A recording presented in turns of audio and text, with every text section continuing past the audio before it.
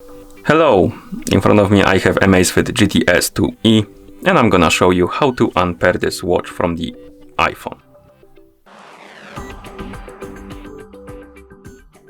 First we need to open the Zepp application on the iPhone that is paired with our watch.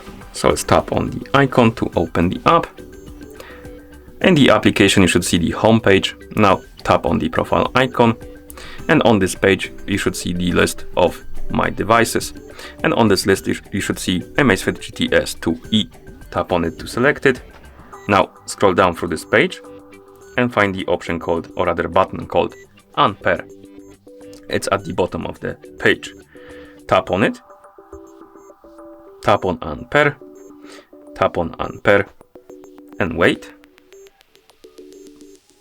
Once you see this screen, you can tap on Got It. As you can see, the watch resetted itself to the factory default settings, and also it will disappear from the profile page.